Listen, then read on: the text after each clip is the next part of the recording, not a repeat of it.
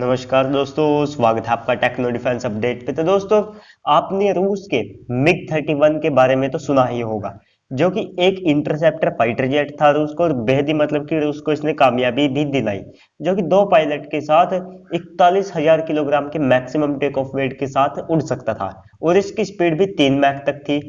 जबकि आज के जो फाइटर जेट आते हैं उनकी जो मैक्सिमम स्पीड होती है वो 2 मैक 2.5 मैक इतने तक ही रहती है, जबकि रूस का ये फाइटर जेट 3 मैक की स्पीड तक उड़ सकता था। और इसकी सर्विस सीलिंग भी 82,000 फीट से बहुत ज़्यादा थी। हालांकि दोस्तों, जो ऑफिशियल कहते हैं कि वे 82,000 इसकी जो सर्विस सीलिंग है वो थी, लेकिन जो मतलब कि अमेरिका मानता है कि इसी की जो सर्विस सीलिंग है वो बहुत ज़्यादा थी, 82,000 फीट से भी, जो कि अपने आप में, और जो मतलब कि दुनिया के जितने भी फाइटर जेट थे उनमें एक नेक्स्ट लेवल का ये फाइटर जेट था। तो चलिए दोस्तों, इस वीडियो को शुरू करते हैं और पूरी डिटेल से हम इस वीडियो में इसके बारे में जानने की कोशिश करेंगे। लेकिन अगर आपने चैनल को सब्सक्राइब नहीं किया है तो प्लीज चैनल को सब्सक्राइब कर दीजिए, साथ ही बेल आइकन को भी दबा दीजिए, ताकि आपको ऐसी ही डिफेंस रिलेटेड वीडियोस मिलती रहे। तो दोस्तों, रूस अब अपने मिग 31 जैसे बेहतरीन फाइटर जेट के बाद अब इसका बाप बनाने जा रहा है। जी हाँ दोस्तों, जो इससे ज्यादा रेंज के साथ आएगा, यानी कि ये जो मिग 41 होगा, ये 6th जनरेशन का फाइटर जेट होगा। कुछ रूसी दावों के मुताबिक ये 5 से 6 मैक तक की स्पीड पर मतलब कि उड़ सकेगा। जी हाँ दोस्तों, मतलब 5 से 6 मैक एक हाइपरसोनिक स्पीड होती है। और जो रूस के लिए ऐसा करना पॉसिबल भी है, क्योंकि रूस इस तरह के फाइटर जेट को बनाने में महारत हासिल रखता है, जैसे कि कोबरा मैनूवर्स के लिए 3D थ्रस्ट वेक्टरिंग हो गई, जो कि अमेरिकन फाइटर जेट में आपको देखने को नहीं मिलती है। और मिग 31 को ऐसा माना जाता है कि जो सीरियन एयरफोर्स है वो भी इस्तेमाल करती है, जो अरब के देश है भी ऐसा मानते हैं। तो दोस्तों, ऐसे में मतलब कि उस समय भी सीरियन एयरफोर्स ने, जो उसके दुश्मन देश थे, उनके अंदर एक तरह से जो मिग 31 है उसने तहलका मचा दिया था।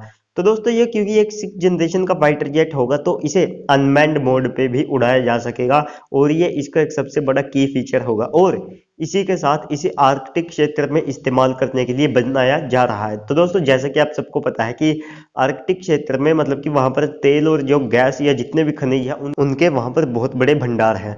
और रूस भी वहां पर पहले से ही बहुत ज़्यादा मजबूत है। अगर आपको नहीं पता तो आर्कटिक क्षेत्र में रूस सबसे ज़्यादा मतलब कि वहां पर एडवांस और शक्तिशाली देश है, क्योंकि रूस ने अपनी अब एक तरह से अपने सैन्य बेस वहां पर बना लिए हैं, जबकि जो दूसरे देश हैं उनका मतलब वहां पर इतनी कुछ खास प्रेजेंस नहीं है।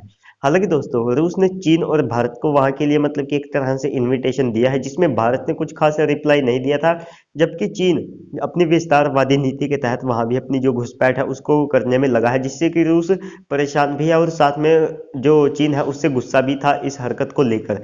लेकिन रूस ने वहां पर चीन की इन हरकतों पर लगाम लगा दिया, तो इसे उस क्षेत्र में भी ऑपरेट करने के लिए डिजाइन किया जा रहा है। तो दोस्तों, जैसे कि आप सबको पता है कि रूस दुनिया का एकमात्र ऐसा देश है जिसके पास हाइपरसोनिक मिसाइलें हैं। वो एयर टू एयर और एयर टू ग्राउंड मिसाइलों से लैस है। तो ऐसे में जो रूस है वो इस फाइटर जेट को हाइपरसोनिक मिसाइलों से भी लैस करेगा। और दोस्तों, ये एक ऐसा फाइटर जेट होगा जो हाइपरसोनिक मिसाइलों से लैस भी होगा, और जो उसकी तरफ हाइपरसोनिक मिसाइलें आएंगी उनको भी रोक सकेगा।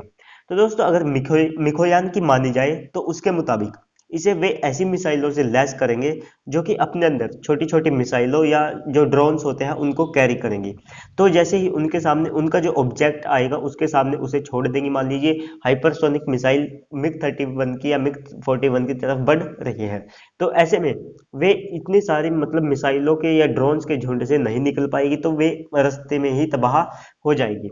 तो इस तरह का कॉन्सेप्ट जो मिखोयान है वो मिग 41 में डालना चाहती है या उसके साथ करना चाहती है। तो इसके लिए वे हाइपरसोनिक जो मिसाइलें हैं उनको ट्रैक करने के लिए रडार भी बना रहे हैं, क्योंकि वे लॉन्च तो तभी कर पाएंगे उनके ऊपर मिसाइलों को जब उनके पास हाइपरसोनिक जो मिसाइल है उनको ट्रैक करने के लिए रडार मौजूद होगा। हालांकि दोस्तों, जो हाइपरसोनिक मिसाइलों के खिलाफ जो एयर डिफेंस होगा वो रूस का सबसे ज्यादा मजबूत रहेगा, क्योंकि रूस दुनिया में सबसे पहले हाइपरसोनिक मिसाइलों को बना चुका है। तो ऐसे में अब वो हाइपरसोनिक मिसाइलों को रोकने के लिए भी अब हथियारों पर काम करना शुरू कर दिया है। जो व्लादिमीर पुतिन है उन्होंने खुद इसके ऊपर एक बयान उस समय जारी किया गया था कि वे हाइपरसोनिक हथियारों को बनाने के बाद अब उनको रोकने के लिए अपने जो एयर डिफेंस सिस्टम है उनको बहुत ज्यादा एडवांस बनाने वाले हैं। क्योंकि दोस्तों, मिग 41 एक 6th जनरेशन का फाइटर जेट होगा, तो इसमें एंटी मिसाइल लेजर भी होगा, क्योंकि दोस्तों आपको पता है कि जो मिसाइलें होती है फाइटर जेट में वे गिनती की होती है या उनकी लिमिटेशंस होती है। तो ऐसे में लेजर वेपन की कोई लिमिटेशंस नहीं होती है, उनको किसी तरह की इसकी मतलब की चिंता नहीं करनी पड़ेगी पायलट की कि उसके पास गिनती की मिसाइलें हैं। तो इस तरह से वो अपने तरफ आ रहे किसी भी ऑब्जेक्ट को या फिर उसकी तरफ मान लीजिए कोई ड्रोन या मिसाइल या फाइटर जेट उसकी तरफ अगर बढ़ रहा है तो सबसे पहले तो वो ऐसे ही बच जाएगा, क्योंकि मिग 41 की स्पीड ही बहुत ज्यादा है। तो ऐसे में इसकी मैन्योरेबिलिटी भी बहुत ज्यादा रहेगी और इसकी सर्विस सीलिंग भी मतलब कि आप 90,000 फीट से ज्यादा की मानकर चलिए। तो इस तरह से इसे मिसाइल से मारना तो एक तरह से मतलब नामुमकिन काम रहेगा। और ये स्पेस के करीब के जो मिशन हो गए या स्पेस में जो मिशन हो गए उनको भी अंजाम देने के लिए इसे बनाया जा रहा है। और ऐसे में इसकी स्पीड और सर्विस सीलिंग और रेट ऑफ क्लाइंब को और ज्यादा मजबूत या और ज्यादा बढ़ाया जाएगा। तो इस तरह से रूस का बेहद ही एडवांस फाइटर जेट बनने वाला है।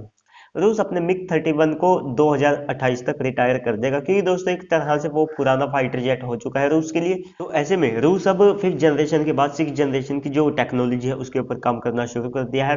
तो इसी कड़ी में रूस के पास जो मिग 31 है वे 500 की संख्या में है। तो मतलब आप अंदाजा लगाइए रूस के पास टोटल फाइटर जेट है मतलब कि 4000 के करीब माने जाते हैं। तो उन 4000 में से केवल 500 तो मिग 31 ही है। तो कितनी बड़ी संख्या में रूस इंटरसेप्ट फाइटर जेट को ऑपरेट करता है, तो आप इसी से अंदाजा लगा सकते हैं। तो दोस्तों इतने बड़े नंबर को मतलब कि फील करने के लिए रूस अच्छे खासे नंबर्स पर जो मिग 41 है उसको अपनी सेना में ले सकता है, क्योंकि ये बेहतरीन और बेहद ही एडवांस फाइटर जेट होने वाला है। और ये अल्ट्रा फास्ट जो टारगेट है उनको रोकने के लिए भी इसे डिजाइन किया जा रहा है, यानी कि हाइपरसोनिक जो मिसाइल्स है आप उन्हें ही कह सकते हैं, उसके लिए इसे बनाया गया है। और इसके लिए advance on board radar system भी लगाया जाएगा और साथ में मिग 41 में जो मिसाइलें हैं वे भी लगाई जा सकेंगी, जिनमें R-37 को मतलब कि एक तरह से लगाया जाएगा, जो कि रूस की एक mainly air to air missile है।